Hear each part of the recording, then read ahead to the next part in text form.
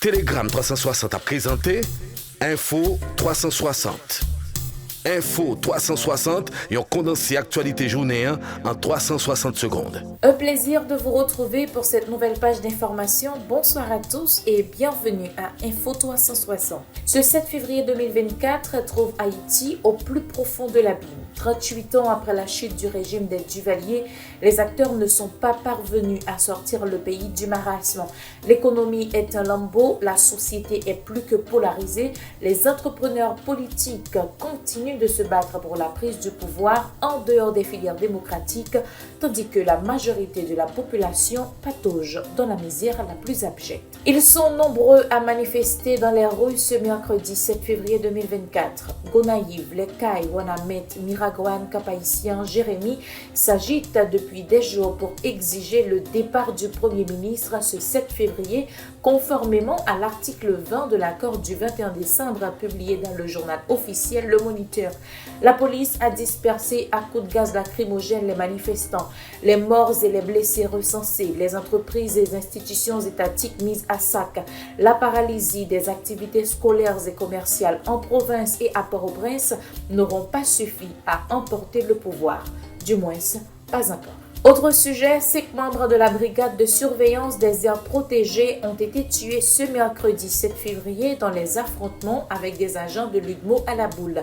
3 autres membres de la BESAP ont été arrêtés par les forces de l'ordre selon une source policière. Assassinat de Jovenel Moïse, l'ex-première dame de la République contre-attaque suite aux accusations du détenu Joseph Félix Badio, rapportées par le journal New York Times, selon lesquelles elle serait impliquée dans le magnicide au même titre que l'ancien Premier ministre Claude Joseph.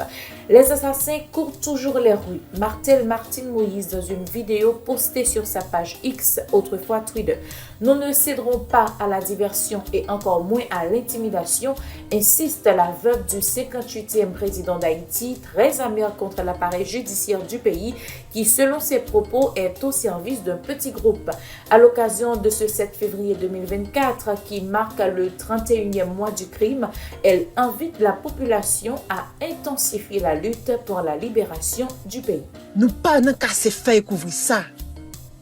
Faut tout bagay yo fait à clair.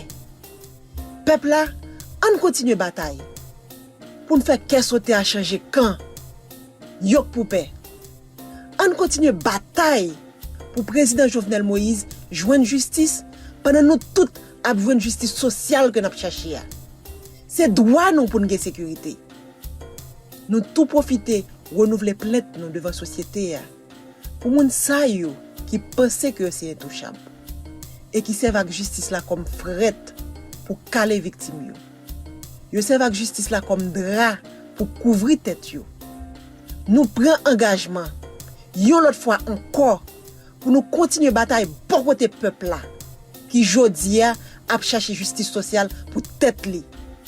Bataille la continuer pour tribunal pénal international là.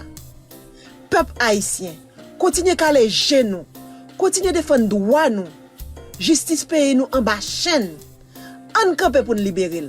C'est cette libération ça qui a ouvert route pour nous joindre une vraie justice sociale là pour finalement président Jovenel Moïse joindre justice. Autre sujet, les bandits armés ont envahi en début de semaine plusieurs quartiers de la commune de Carrefour, dont Tissos, La Grenade, Sapoti et d'autres zones avoisinantes. Un chauffeur de moto et un autre citoyen de la zone ont été tués par les bandits, selon le président de la commission communale de Carrefour. Cette situation a occasionné le déplacement immédiat de la population. Jude-Édouard Pierre sollicite du gouvernement un accompagnement supplémentaire pour la police de Carrefour. Info 360. Info 360 et on condense actualité journée en 360 secondes. Tout ça doit connaître sur ce qui passe dans le pays d'Haïti à l'autre côté. Info 360. Et pour finir, sur le plan international, la candidate à la présidentielle Nikki Haley a perdu mardi la primaire non contraignante du Parti républicain au Nevada avec 63% des électeurs ayant opté pour aucun aucun de ces candidats sur le bulletin de vote. Cette primaire n'a eu que peu de poids car les républicains de l'État ont décidé d'attribuer leurs délégués par le biais du caucus que le parti tiendra le jeudi 8 février 2024. Un processus favorable à l'ancien président Donald Trump. Du côté des démocrates, le président Joe Biden a remporté sans surprise la primaire du Nevada et se dirige vers l'investiture de son parti pour 2024. Ici s'achève la 3e sortie d'Info 360. Merci de l'avoir suivi. Au revoir et à demain. Info 360, une présentation Telegram 360.